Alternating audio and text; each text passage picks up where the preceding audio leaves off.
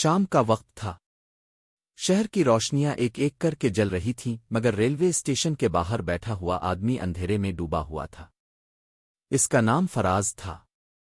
ایک وقت تھا جب وہ ایک کامیاب بزنس مین تھا۔ بڑے بڑے معاہدے، مہنگی گاڑیاں اور لوگوں کی عزت، سب کچھ اس کے پاس تھا۔ مگر آج اس کے ہاتھ خالی تھے۔ کاروبار ڈوب گیا، دوست ساتھ چھوڑ گئے، اور سب سے بڑھ کر اس کے اپنے بھائی نے اسے دھوکا دیا۔ اس کے بزنس کا مالک بن گیا اور اس کو ایک چھوٹی دکان دے دی۔ وہ سرد زمین پر بیٹھا، ہاتھوں میں سر دیے، خاموشی سے ٹوٹ رہا تھا۔ اسی لمحے ایک چھوٹی سی آواز آئی، انکل، آپ رو رہے ہیں؟ فراز نے چونک کر سر اٹھایا۔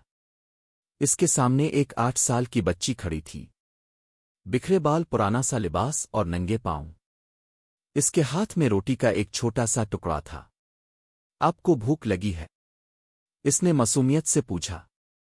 فراز نے کمزور سی مسکراہٹ دی، نہیں بیٹا، تم کھا لو۔ بچی نے سر ہلایا، آپ جھوٹ بول رہے ہیں۔ وہ اس کے قریب آ گئی اور روٹی اس کی طرف بڑھا دی۔ لے لی، آدھی آپ کی آدھی میری۔ فراز کی آنکھیں بھر آئیں۔ تم خود بھوکی ہو، مجھے کیوں دے رہی ہو؟ بچی نے کندھے اچکا دیے، کیونکہ آپ مجھ سے زیادہ اداس ہیں۔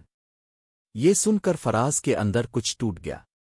وہ کئی دنوں بعد رویا، کھل کر بے آواز۔ تمہارا نام کیا ہے؟ اس نے پوچھا۔ علیزے۔ اور تمہاری امی؟ بچی نے سڑک کے پار اشارہ کیا۔ وہاں ایک عورت بیٹھی تھی، دیوار کے ساتھ ٹیک لگائے، جیسے تھکن نے اسے جکڑ رکھا ہو۔ فراز کا دل دھڑکا۔ وہ چہرہ جانا پہچانا لگا۔ وہ آہستہ آہستہ اٹھا اور بچی کے ساتھ سڑک پار کرنے لگا۔ جیسے جیسے وہ قریب پہنچا، اس کا سانس رکنے لگا۔ سارا، عورت نے سر اٹھایا۔ ان کی نظریں ملے اور وقت رک گیا۔ سارا کی آنکھوں میں حیرت، خوف اور پھر ایک دبے ہوئے درد کی چمک آئی۔ فراز، یہ وہی سارا تھی جس سے وہ سالوں پہلے محبت کرتا تھا اور عدالتی نکاح کیا تھا، گھر والوں سے چھپ کے، مگر حالات نے انہیں جدا کر دیا تھا۔ تم یہاں؟ فراز کی آواز لرز رہی تھی۔ سارا نے نظریں جھکا لیں۔ زندگی نے یہاں لا کر بٹھا دیا۔ فراز نے علیزے کی طرف دیکھا۔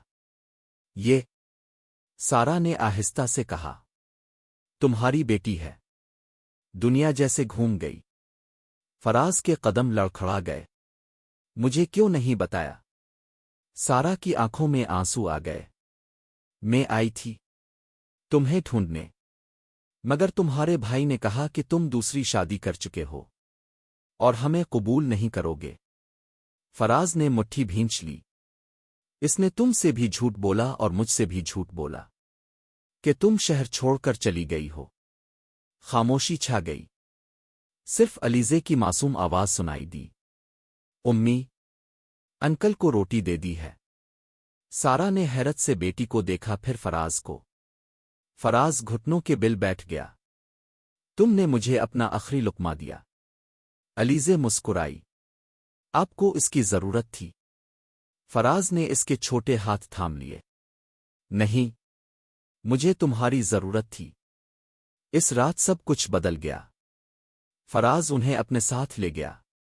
سارا کا علاج کروایا، علیزے کو اسکول میں داخل کروایا، مگر سب سے بڑا کام یہ تھا کہ اس نے اپنے اندر کے ٹوٹے ہوئے انسان کو دوبارہ جوڑا۔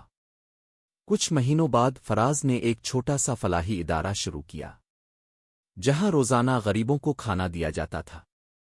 دروازے پر ایک تختی لگی تھی، اگر تمہارے پاس کچھ نہیں، تب بھی تم کسی کو کچھ دے سکتے ہو۔ ایک دن علیزے نے پوچھا، ابو، آپ نے یہ سب کیوں شروع کیا؟